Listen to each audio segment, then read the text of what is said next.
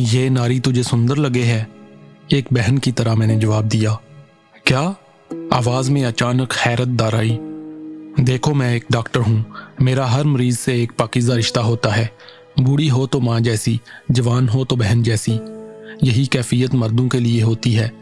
अपने इन बहन भाइयों को हम सेहत और जिंदगी देना चाहते हैं। तू तो बढ़िया छोरा है, पर इसके मन में तेरा प्रेम जाग रहा है। इसके प्रेम का जवाब मत दीजियो, नहीं तो हमारा काम खराब हो जाएगा। और सुन, इसे कोई बीमारी नहीं है, पर इसके जीवन के अब 100 दिन बाकी हैं। 100 दिन के बाद ये मर जाएगी। हम इसे ले जाएंगे। अब ये हमारी है बेरन, इसके इलाज का कोई फायदा नहीं। तुम कौन हो? मैंने पूछा। हम छीरा कंडी के नंबरदार बखंदर नाथ हैं हम। तो तुम जिंदा हो? मैंने पूछा, जिसके जवाब में कुछ देर खामोशी रही। फिर शमाइला के मुंह से मकरू कहकहा बरामद हुआ। बकरी का बच्चा लगे है तू। कैसा मजे का सवाल किया है। जिंदा होते तो क्या इस शरीर में होते? आत्मा है हम। प्लेग से मरे थे, अर्थी तक न जली थी हमारी। सारे के सारे भटक रहे हैं, कोई कहीं और कोई कहीं। हमने छेरा कंडी की धर्मशाला में स्थान बना लिया है। ये धर्मशाला आई थी, एक रात वहां रुकी। बाल देखो इसके, शरीर देखो, पागल कर देने वाला है। हम भी पागल हो गए। अब इसे छोड़ने को मन किसका चाहेगा? 100 दिन है इसके जीवन के, इसके बाद ये हमारी होगी। कौन इसे हमसे बचाएगा? ले जाएंगे हम इसको, जमीन में न जाने देंगे। हमने बंदोबस्त कर लिया है। क्या करोगे? क्या बंदोबस्त कर लिया है? मर जाएगी, इसके घर वाले इसकी अर्थी कब्रिस्तान में ले जाएंगे। कब्र खोद दी जाएगी, फिर हम एकदम इसके मरे हुए शरीर में घुस जाएंगे और ये उठकर दौड़ लगा देगी। फिर कौन माई का लाल इसे पकड़ेगा? फिर हम होंगे और ये।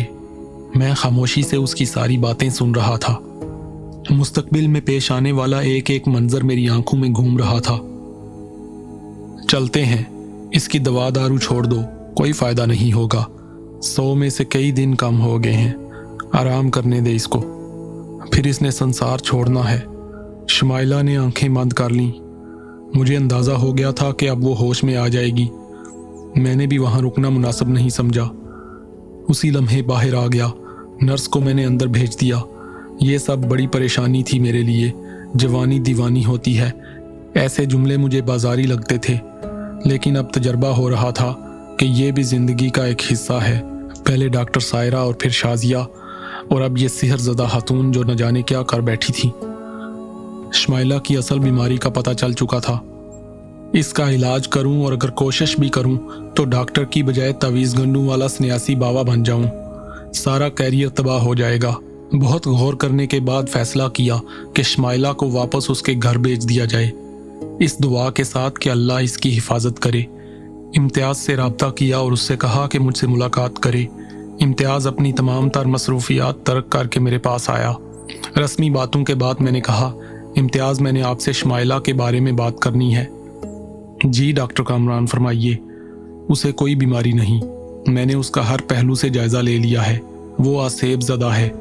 मैं एक डॉक्टर हूँ, आमिल नहीं। अगर आप हुक्म दें तो मैं इसे मुस्तकिल हॉस्पिटल में रखने के लिए तैयार हूँ। मुझे इसमें कोई दिक्कत नहीं होगी, लेकिन कोई फ़ायदा नहीं। इसे किसी आमिल को दिखाना ज़रूरी है। मैं इसे सिर्फ दुआएं दे सकता हूँ। इम्तियाज़ अफसुर्दा हो गया। उसने बेचारगी से कहा, ठीक है, हम उसे ले जाएंगे। फिर उसी दिन वारिस अली के साथ इम्तियाज़ शमाइला को ले गया।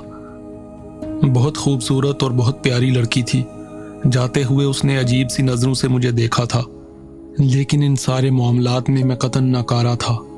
मुझे अपनी मंजिल की तलाश थी। मैं एक बड़ा डॉक्टर बनना चाहता था, लेकिन मेरे रास्ते रुक गए थे। मैं ये सब कुछ नहीं चाहता था। हॉस्पिटल की ज़िंदगी बहुत मुतहर्रिक होती है। हर लम्हा नए लोग और उनके दुख, उनसे दिली हमदर्दी ही उनके दुखों का शरीक करती है। एक डॉक्टर सिर्फ एक डॉक्टर ही नहीं, इंसान भी होता है। फ़र्ज और इंसानियत मिलकर ही उसे डॉक्टर बनाते हैं। मेरी ज़िंदगी में कुछ किरदार ऐसे आए थे जो अनोखे थे, और उनका ताल्लुक किसी मर्ज से नहीं था। मेरी खुशनसीबी थी कि उनकी शिफा में मुझे भी हिस्सा मिल गया था। मैं उन्हें नहीं भूल सकता था। जावेद इंसारी तो ठीक हो गए थे, लेकिन शमाइला के लिए मैं कुछ नहीं कर सका था। मगर वक्त के फैसले कभी कभी हमारी सोच के बरक्स होते हैं। 15 दिन हुए थे शमाइला को हॉस्पिटल से गए हुए। इस दौरान उसके बारे में कोई खबर नहीं मिली थी और ना ही मैंने जानने की कोशिश की थी। फिर एक दिन इम्तियाज़ एक डिपार्टमेंटल स्टोर में मिल गया। अलीना भाभी भी साथ थी। मुझे देखकर बहुत खुश हुए। अलीना ने कहा, कामरान भाई, किसी डॉक्टर को एक आम इंसान बनाने का कोई तरीका बताइए। अरे ये तो नया इंकिशाफ है भाभी, क्या डॉक्टर इंसान नहीं होता?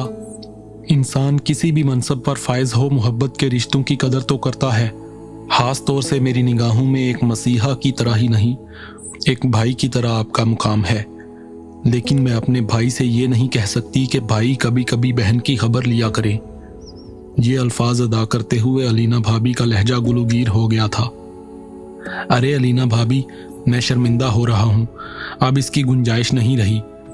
मैं आपसे अपनी मसरूफियत का रोना रहूं, मुनासिब भी नहीं होगा, क्योंकि आप अपने घर तो जाते ही होंगे। अलीना ने कहा, डिपार्टमेंटल स्टोर की छत पर एक रेस्टोरेंट है जहां बड़ी अच्छी कॉफ़ी मिलती है, तो क्यों ना आपको कॉफ़ी की पेशकश करूं।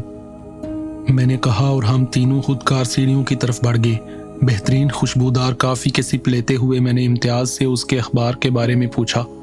अल्लाह का शुक्र है, सब ठीक चल रहा है, लेकिन एक बड़ा अलमिया हो गया है। खैरियत तो है? मैंने तशवीश से पूछा। असल में वारिस अली सिर्फ मेरे अखबार में नौकरी नहीं करते, बल्कि हमारे ख़ानदान के एक फ़र्द की मानिद हैं। हम उनके दुख को अपना दुख समझते हैं। इन दिनों उन पर क़यामत टूटी हुई है। बेचारे 2 दिन कार्डियोलॉजी में रह कर आए हैं। खुदा खैर करे क्या हुआ। शमाइला घर से गायब हो गई है। आपको याद होगा कि एक रात वो घर से निकल गई थी और ज़ख्मी हो गई थी। 9-10 दिन पहले इसी तरह घर से निकली और फिर वापस नहीं आई। अभी तक उसका कोई पता नहीं चल सका। पुलिस में रिपोर्ट की है? मैंने पूछा। नहीं करने दी वारिस अली ने। मेरे पांव पकड़ लिए कि मैं पुलिस में रिपोर्ट ना करूं। उनका खानदान बहुत जालिम है, उन्हें जीने नहीं देगा। वो सब कुछ बर्दाश्त कर लेंगे, बदनामी नहीं। शमाइला का मामला अब उन्होंने अल्लाह पर छोड़ दिया है, इसीलिए उनकी तबीयत ख़राब है। हाँ, जो कुछ उन लोगों पर बीत रही है बड़ी दर्दनाक है। ऑफिस तो नहीं आ रहे होंगे, नीम मुर्दा हो रहे हैं। हम लोग हर लम्हा उनकी खबरगिरी रखते हैं, रात को वहीं खाना खाते हैं, वरना शायद वो खाना भी ना खाएं। अच्छा, रात को मैं उनसे मिलने आऊँगा। हाँ, एक बात बताएं, उन्होंने शमाइला को किसी आमिल को दिखाया था? यहाँ लूट मार करने वाले कदम कदम पर मिल जाते हैं। जो सचमुच के बाअमल होते हैं वो गुमनामी पसंद करते हैं। हमें कोई अच्छा आमिल नहीं मिल सका। आप यकीन करें कि उसे कोई जहनी आर्जा होता तो सर तोड़ कोशिश करता। मैं जानता हूँ, इम्तियाज़ ने कहा। काफ़ी देर हम वहाँ रहे। फिर रात को वारिस अली के घर आने का वक्त तय हुआ और हम रुखसत हो गए। लेकिन मेरे दिल पर एक बोझ आ पड़ा। मैं हकीकतों का शनासा था। इनसे गुरेज और रूगर्दानी का पहले तो कोई एहसास नहीं था, लेकिन वारिस अली की कैफियत ने बहुत कुछ सोचने पर मजबूर कर दिया था। दिन भर कशमकश का शिकार रहने के बाद आखिर मैंने कुछ फैसले किए। मुकर्रा वक्त पर वारिस अली के घर पहुंच गया। बाहर इम्तियाज़ की कार मौजूद थी। वारिस अली की सूरत नहीं पहचानी जा रही थी। बेहद लागर हो गए थे। मुझे देखकर बच्चों की तरह रो पड़े। मैंने उन्हें तसल्ली देते हुए कहा, इंशाअल्लाह वो ना सिर्फ वापस आएगी बल्कि ठीक भी हो जाएगी, आप भरोसा रखें। इम्तियाज़ ने पुरतकल्लफ खाने का बंदोबस्त किया था। सब ने मिलकर खाना खाया।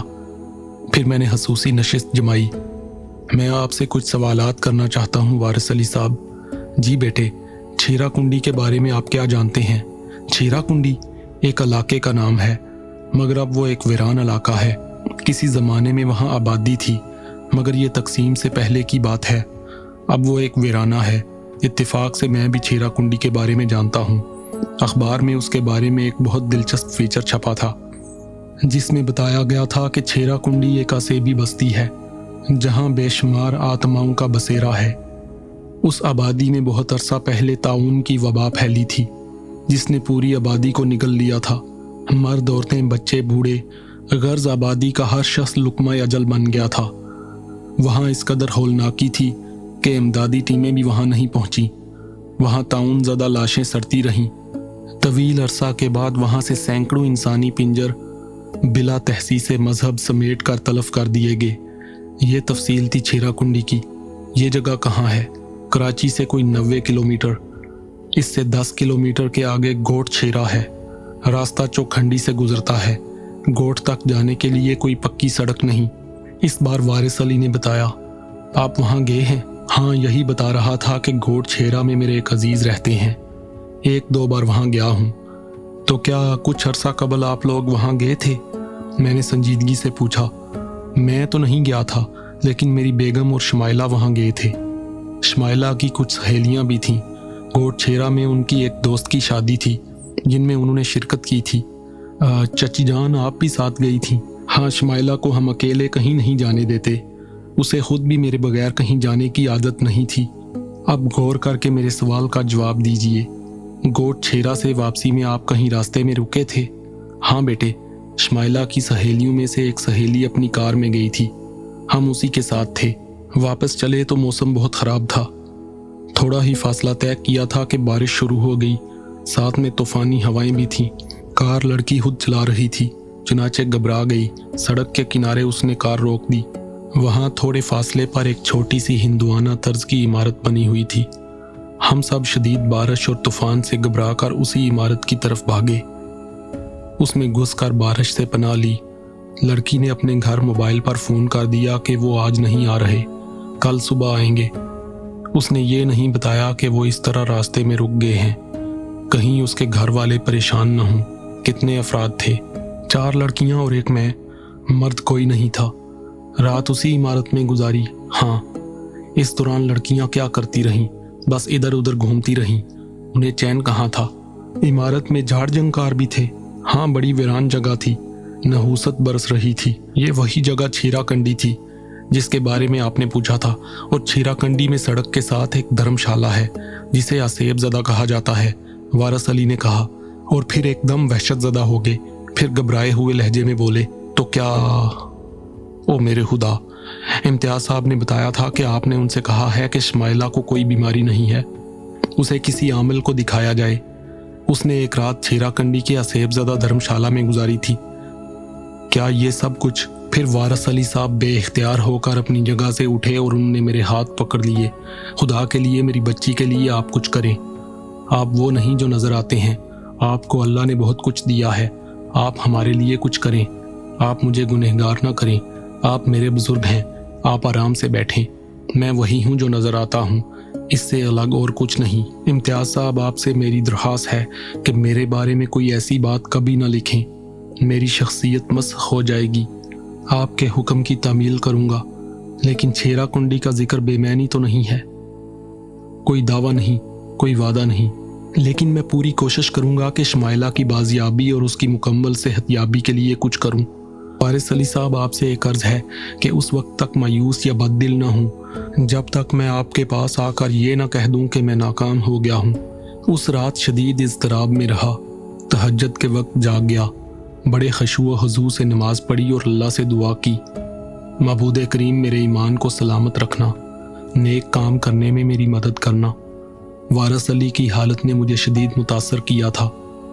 मैंने प्रोग्राम बनाया कि तन्हा जाऊंगा और किस्मत आजमाऊंगा। दूसरे दिन मैंने हॉस्पिटल जाकर छोटे मोटे काम सर अंजाम दिए। फिर मुआवन डॉक्टर को हिदायत देकर हॉस्पिटल से निकल आया। कार स्टार्ट करके चल पड़ा। रास्ते में एक पेट्रोल पंप से टंकी भरवाई। फिर सफ़र तय करके लांडी रोका। कब्रिस्तान जाकर अहमद अली साहब की कब्र पर फातिहा पढ़ी। उनसे दुआ की दरख्वास्त की। चौखंडी चल पड़ा। इस इलाके से बहुत से वाक़यात मुंसलिक थे, लेकिन अचानक दिल की धड़कन तेज़ हो गई। कच्ची सड़क के दरमियान एक अजीब से हुलिये का आदमी खड़ा था। मैंने उसे पहचान लिया। उस शख्स ने दोनों हाथ जोड़कर माथे से लगाए, मुझे रुकने का इशारा किया और सड़क के दरमियान से हट गया। मैंने अल्लाह का नाम लेकर गाड़ी रोक दी तो वो मेरे करीब आ गया। बंसी राज है हमारा नाम। परन प्रधानी ने आपकी सेवा की आज्ञा दी है। हमें आपके साथ जाने के लिए कहा है। कहाँ? मैंने पूछा। छेरा कंडी। मुखंडर नाथ के नाम संदेश दिया है उन्होंने आपकी सहायता के लिए। मैंने हैरानी से उसकी बात सुनी। दिल ने कहा कि ये ताईदे गैबी है, इसे कबूल कर लिया जाए। आओ बैठो, मैंने कहा। वो कार का पिछला दरवाज़ा खोलकर अंदर बैठ गया। मैंने कार आगे बढ़ा दी। दिल अजीब सा हो रहा था। वो सब कुछ हो रहा था जो मैं ना चाहता था और ना इससे कोई वाकफियत थी। खैर, थोड़ी देर तक मैं खामोशी से ड्राइव करता रहा। रास्ते में एक दोशाखा सड़क आई तो मैंने कार की रफ्तार सुस्त कर दी। फिर एक समत का रुख किया तो पीछे से बंसीराज ने जल्दी से कहा, ना महाराज ना, दूसरी सड़क पर चलना है। अच्छा बंसीराज, मैंने कहा और कार दूसरे रास्ते पर मोड़ दी।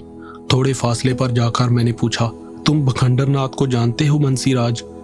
जंक भंडारी है, काली आत्मा है, छेरा कंडी का नंबरदार था। पाकिस्तान बनने से पहले कुंडी और आसपास बड़ी हाहाकार मचा रखी थी। बथेरे मार दिए, फिर प्लेग फैली और मर गया। बस उसकी आत्मा भटक रही है। कोई उसके फेर में आ जाए तो उसे बहुत नुकसान पहुंचाता है। इधर मोड़ लो, वो नई सड़क आवे है, बस वहीं धर्मशाला है। मैंने उसकी हिदायत पर अमल किया। फिर मैंने सड़क पर बहुत दूर पुरस्रार सी इमारत देख ली। आखिरकार उस इमारत के पास गाड़ी रोककर मैं नीचे उतर आया। बंसीराज मेरे साथ था, मुझसे आगे चल रहा था। इमारत में दाखिल हुआ तो उसने आवाज लगाई, बाहर आ रे बखंडरा, बाहर आ, परन प्रधानी का संदेश लाए हैं हम, बाहर आ जा। कुछ देर खामोशी रही, फिर खड़बड़ खड़बड़ की आवाजें सुनाई देने लगीं। उसके बाद एक दरवाजे से एक करीह सूरत आदमी बाहर आ गया। उसने खूनी नजरों से हमें देखा और फिर बोला, काहिरे, वो छोकरी वापस दे दे जिसे तूने बंद कर रखा है। क्यों रे, तेरी बहनियां लगे है क्या वो? तू कौन होवे है? भूरिया चरण महाराज ने कहा है कि छोकरी वापस दे दे। भूरिया चरण क्या है? वो अब संत ना साधु, ना मन का ना शन का, कुछ भी तो नहीं है। वो सन का बनने वाला है और खंडोला भी। सोच ले तेरा क्या होगा। अरे जा जा, शंका बिना है वो। बखंडरा है हमारा नाम। वो छोकरी हमें पसंद है। थोड़े दिनों बाद वो मर जाएगी, बस वो फिर हमारी होगी, पूरी की पूरी हमारी। ले आ बखंडरनाथ, नहीं तो तैयार हो जा। महाराज ने तेरे लिए बहुत कुछ भेजा है। बोल क्या कहता है? चला जा इधर से, ये हमारी तरतशाला है। अभी भंगे छोड़ेंगे तो नाचता फिरेगा। जा, भाग जा। बखंडरनाथ ने हाथ झटक कर कहा और वापसी के लिए मुड़ गया। उसी वक्त बंसीराज ने दोनों हाथ सामने किए और 2 जंजीरें उसके हाथों से निकली, बखंडरनाथ के पैरों में जा फंसी। बखंडरनाथ मुंह के बल जमीन पर गिर पड़ा। उसने पलटकर होनी नजरों से बंसीराज को देखा और पलटकर करवटें बदलने लगा। दूसरे लम्हे उसकी जगह एक काला नाग नजर आया, लेकिन इससे पहले कि वो फन काट कर हमारी तरफ लपकता, करीब से कुछ ईंटें गिरी और उसका फन कुचल गया। सांप बल खाने लगा। उसी वक्त करीब की एक छोटी सी दीवार ने अपनी जगह छोड़ दी। पूरी की पूरी सांप के बदन पर आ पड़ी। सांप उस दीवार के नीचे दब गया। चलो, इसकी समाधि बन गई, बंसीराज ने कहा। ये खत्म हो गया? मैंने पूछा। खत्म तो ये पहले ही हो गया था। अब इसकी आत्मा भी कैद हो गई इस दीवार के नीचे। महाराज से मुंह मोड़ रहा था। अब ये यहाँ से नहीं निकलेगा। कभी ये दीवार हटी इसके सर पर से तो निकल आएगा, ये भी मुश्किल होगा। महाराज की शंका शक्ति वापस आ गई तो वैसे ही इसके जल ठंडे हो जाएंगे। उनकी आज्ञा मानने की सजा उनके बैर ही इसे दे देंगे। वो लड़की इसके पास है? मैंने पूछा। हाँ, इसी के पास है, आओ देखें।